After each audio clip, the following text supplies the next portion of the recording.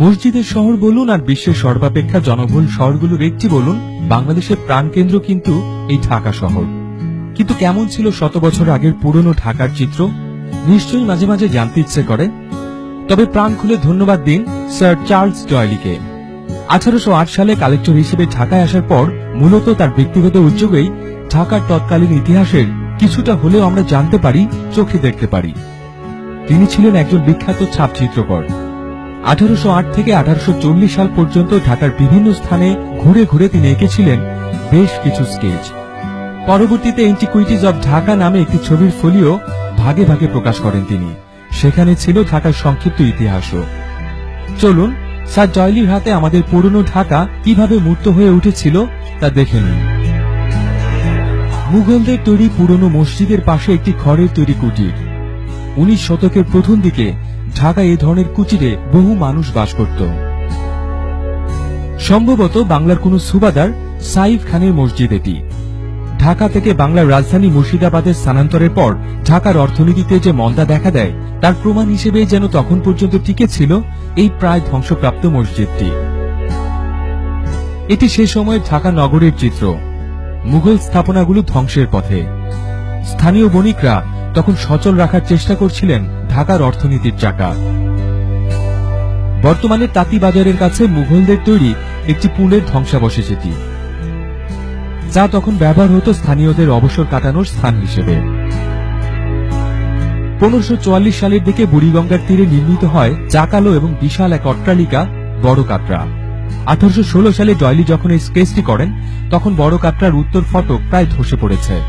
1765 সালের পর থেকে বড় কাটরা ছিল পরিত্যক্ত, যদিও এখন এই উত্তর ফটকটি পুরোপুরি বিলুপ্ত হয়ে গেছে। মুঘলরা টঙ্গীর তুরাগ নদের উপর নির্মাণ করেছিল একটি পুল। 1800 সালের শুরুর দিকেই ধ্বংসপ্রাপ্ত হয় এই পুলটি। ডয়েলির আঁকা এই ছবিতে সুবিশাল টঙ্গী পুলের জীর্ণদশা দেখা গেলেও একসময় এই পুলটি ছিল অসাধারণ একটি স্থাপনা। এই মসজিদটিও মুঘলদের তৈরি। ঢাকার শহরতলিতে নির্মিত এই মসজিদটি রক্ষণাবেক্ষণের অভাবে তখনই প্রায় পরিত্যক্ত হওয়ার পথে, যদিও এই মসজিদটি কোথায় ছিল তা জানা যায়নি। এই ছবিটি ডয়েলি এঁকেছিলেন 1830-এর দিকে। মূল ঢাকা নগরী থেকে টঙ্গীর থেকে যাওয়ার জন্য এই রাস্তাটি ব্যবহার করা হতো। ভারী মালপত্র নেয়ার জন্য হাতির ব্যবহার ছিল প্রচুর। তৎকালীন ধোলাইখাল থেকে ঢাকা নগরীর চিত্র এটি। মুঘলদের সময় খালের উপর নির্মিত পুলটি ততদিনে ধসে পড়েছে। পুরনো কিছু দালান তখনও টিকে ছিল কোনো মতে। এটি ছোট কাটরার ছবি। বড় কাটরার পাশেই বুড়িগঙ্গার তীরে 1671 সালে নির্মিত হয় ছোট কাটরা। 1817 সালে ডয়েলি স্কেচটি করেছিলেন। ওই সময়ের মধ্যে ছোট কাটরার অবস্থাও জরাজীর্ণ হয়ে পড়েছে। ছবিতে ছোট কাটরার পাশে বিবি চম্পার সমাধি দেখা যাচ্ছে। মগবাজার রোডের পাশেই গড়ে উঠেছিল এই মসজিদটি। 1827 সালের দিকে এই স্কেচটি করেন ডয়েলি। ততদিনে মসজিদটির কিছু অংশ ধসে পড়েছে বুড়িগঙ্গার পানিতে। এরপরও মসজিদটি অসাধারণ সুন্দর ছিল বলে জানান ডয়েলি। 400 বছর আগেও চকবাজার ছিল জমজমাট একটি ব্যবসা কেন্দ্র। এটি ছিল সামাজিক মিলন কেন্দ্রও। এখানে মুঘল আমলে দাসদাসী কেনাবেচা করা হতো বলে ডয়েলির বর্ণনা থেকে জানা যায়। ছবিতে চকবাজারের পেছনে হোসেনি দালানের অংশবিশেষ দেখা যাচ্ছে। মুঘল সম্রাট আওরঙ্গজেবের তৃতীয় পুত্র মোহাম্মদ আজম শাহ বাংলার সুবাদার হয়ে ঢাকায় আসার পর 1678 সালের দিকে নির্মাণ শুরু করেন লালবাগ কেল্লার, কিন্তু এর কাজ কখনো শেষ হয়নি।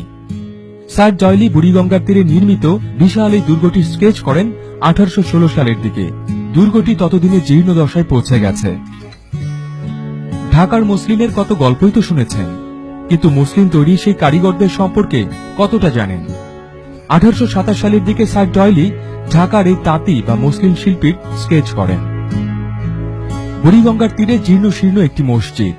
ঠিক নদীর গা ঘেঁষে নির্মিত এই মসজিদটি যে একসময় বেশ জাকালো ছিল তা ডয়েলির বর্ণনা থেকে জানা যায়। বাংলার সুবাদার মীর জুমলা ঢাকা থেকে 5 মাইল দূরে পাগলা নদীর উপর একটি সুন্দর পুল তৈরি করেছিলেন। নদীর দুপাশে ছিল বেশ কিছু টাওয়ার, যেখানে ডাকাতদের কাটা মুন্ডু ঝুলিয়ে রাখা হতো। 1817 সালে ডয়েলি স্কেচটি করেন। ততদিনে পাগলার পুল ধ্বংসস্তূপে পরিণত হয়েছে।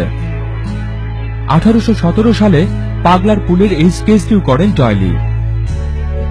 এটি বড় কাটরার দক্ষিণ ফটকের ছবি। 1823 সালের দিকে স্যার ডয়েলি যখন এই স্কেচটি করেন, ততদিনে বড় কাটরা ধ্বংসের প্রান্তে এসে পৌঁছেছে।